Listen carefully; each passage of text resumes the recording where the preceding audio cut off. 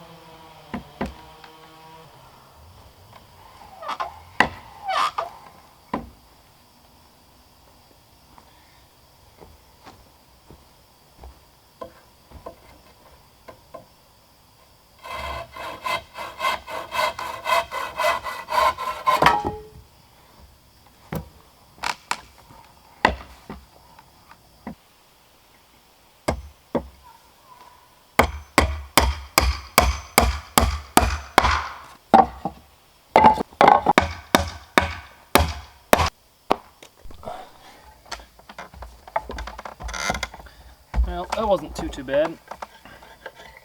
In no way, shape, or form is it perfect, but I wanted to put something together that was functional and for pretty inexpensive. So I think all the materials included, I spent $20, maybe $25. I tried to use no power tools, just hand tools, and I managed to do that for the most part, except for I did, if you may have seen, I did throw some screws in there. So I had some leftover 4-inch screws from all this fencing that we put up, and I put that through the sides just to really hold it together, because I'm not a small guy. And then same thing for the legs on the back, just to support my weight a little bit more. And then of course to drill the hole through the sides. So thanks for catching me in my Sunday best as well. I really worked hard to match today for you guys. Didn't do a very good job. But I really want to do this, so I mean, I said at right at the beginning of this video, and then during my channel update last week, that I'd be doing some spoon carving and stuff to go with to do on my channel as well. But so I wanted to put this together, and I've wanted to put it together for a while. And typically, I would rather, use more natural materials, but it's not. I don't really have that in abundance here. And I didn't want to use power tools, but I don't have the that tool there. I did still do it for, fairly inexpensive, and I did it from raw materials for the most part. I didn't, cut the tree down myself and mill the lumber myself, which I would like to do, but still managed to put it together, and it works pretty good so far. I'm working on this paddle that I started to do by hand, which I started doing this a few weeks ago, which actually really was the initial inspiration to make a Shavehorse. I did all of this by hand, so I used just a hatchet and an axe and got it down to this rough shape here, and it's still really rough, but that was the initial inspiration to do this, was so that I can finish this paddle, which now I've greatly underestimated the height of it, and it's going to be a little too small, but be a nice, either a kid's paddle or a pretty nice backup paddle, small and lightweight to have just in case, lose your main paddle. But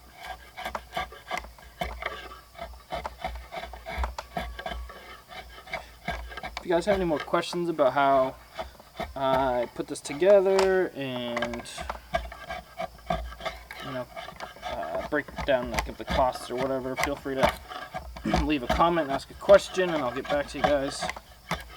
But it wasn't too bad. It took me, only took me a few hours, to be honest. I did have to stop and did some stuff in between, but some yard work and whatnot today, but it wasn't too hard, to be honest. And I didn't really have any real plans coming into it. I kind of just had an idea in my head and a couple of things that I saw online, and just kind of went after it, and it really kind of took shape as I went along, and it worked out pretty good. Does the trick so far. See how long it lasts, but hopefully for a while. I didn't use any pressure treated lumber at all. I plan on covering it and everything in the rain, or bring it in or something, but